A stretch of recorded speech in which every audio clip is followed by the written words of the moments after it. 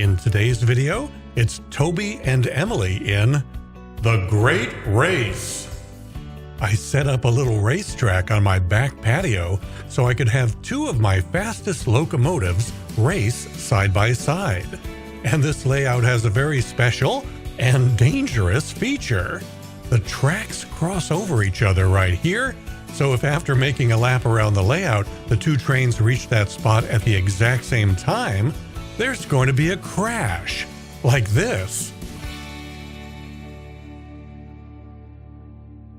Now you may remember a previous video of mine called The Great Model Train Race, which featured the 19 G-scale locomotives that I owned at that time. I did time trials and determined once and for all that Toby is the fastest locomotive in my collection.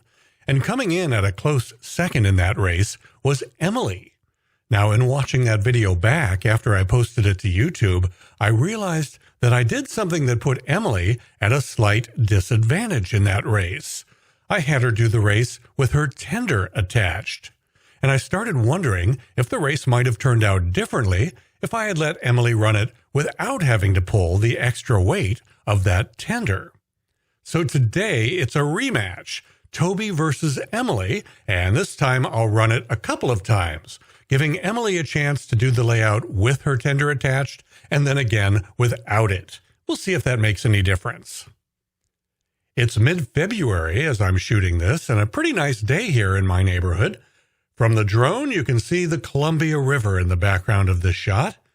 Here in the Pacific Northwest, we can have some of our most brutal weather in February, but on this particular day, it's not bad at all here in my south-facing backyard. 47 degrees at race time. Before I get started, I want to show you the special layout I've put together for today's race. Basically, there are two loops of track side by side on my patio, an inner loop and an outer loop. Now, the thing about a layout like that is that the inner loop is always going to be shorter than the outer loop. So to keep the train on the inner loop from having an unfair advantage over the train on the outer loop, I've created a spot where the two loops cross over. So the race isn't over after the first loop. Both trains have to do both loops in order to get back where they started and complete the race. That way, even though the inner loop is shorter than the outer loop, both trains do both loops, and each one ends up going the exact same distance after they come back around to where the race started. Of course, the other thing that's great about having that crossover section of track is the danger. If both trains happen to reach that crossover spot at the exact same time, there's going to be a crash. And as I already showed you a little while ago, yeah, there was a crash. In fact, there were a couple of crashes. You'll see. Well, let's get our first race underway. I've got Toby and Emily lined up and ready to go here at this spot that we will use as both our starting point and finish line. If you're wondering about that black device attached to Toby's roof, that is a digital audio recorder that I'm using to record the live sound of the races. And we're off and running. As you can see, the two locomotives are pretty evenly matched. But keep in mind that Emily is on the inner loop, which is shorter than the outer loop, so she has the advantage for this first part of the race. And now she does start to pull ahead. Mainly the advantage comes on the curved sections of track, so on the straightaways not much will change, but you'll see whoever is on the inner loop make some big moves on the curves.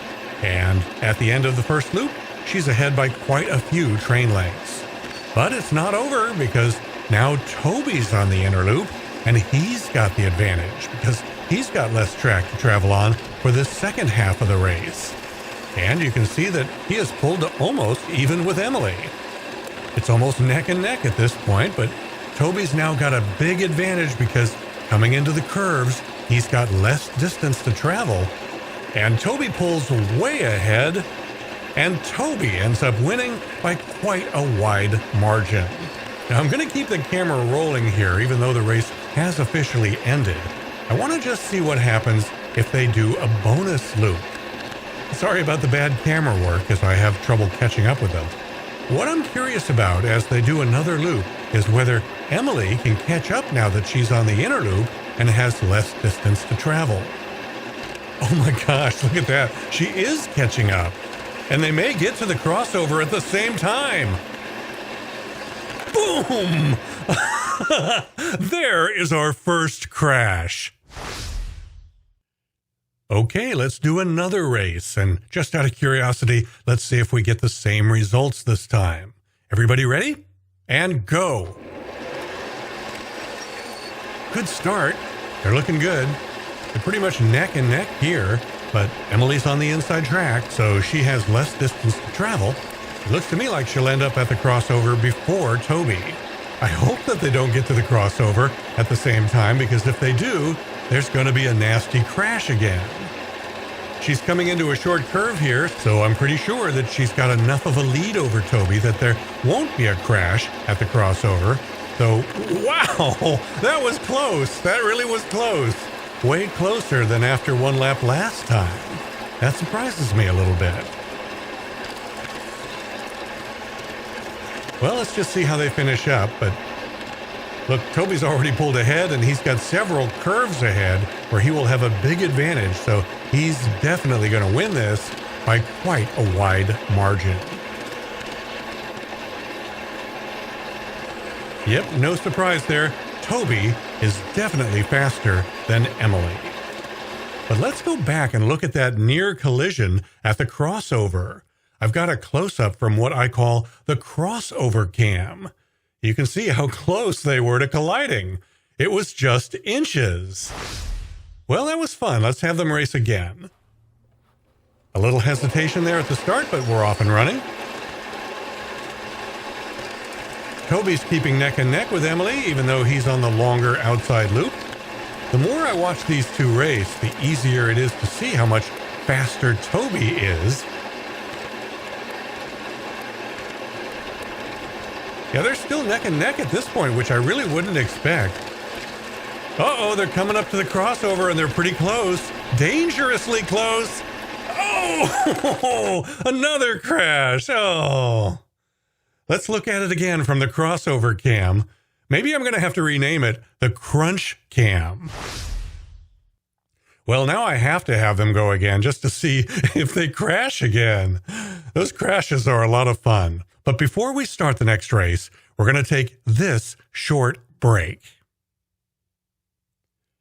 Toby doesn't seem to be any worse for the wear. No damage that I can see.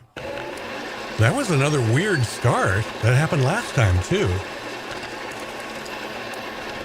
And once again, Toby is keeping up with Emily very well, even though she's on the shorter inside track.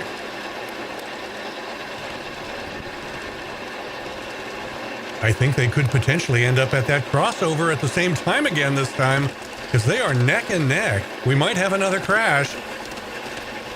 Oh yeah, this is going to end badly. Boom! Again! 2 crashes in a row. Let's see it again thanks to the crunch cam. Yeah, I'm pretty sure that everybody's going to leave comments about how the crashes are the best part of this video. Now, I'm really curious if we'll get the same results if we do the same thing again. It pretty much looks like a repeat of the last 2 races. I swear I'm not just using the same video clip over and over. If you're hoping for a crash again this time, at this point I'd say they seem to be on that pace. Yeah, this seems to be just like the last race, right? Weren't they neck and neck right at that same point last time? Toby's falling behind a little bit. It's going to be close. Oh, oh, 3 in a row. Oh, man, it's a good thing I set up that crunch cam so we could watch all these crashes in slow motion. Okay, let's change it up just a little bit now. I've removed Emily's tender. So my theory is, since she'll be pulling less weight, she should be a little faster. Let's see what happens. Does she look any faster here at this point? Yeah, I guess. Well, a little faster, I think, than the previous few races. So I think removing the tender does seem to have made a bit of a difference. I like our chances of avoiding a crash at the crossover this time. Yeah, after the first lap there, it's clear that she is just a little faster without the tender, which makes sense. but it's only just a little. It's not going to be enough to beat Toby, I don't think, because he's already caught up to her. Now he's got the advantage going into these curves because he's on the inside track. So, yeah, she's not going to win this race, but she was a little bit faster without the tender.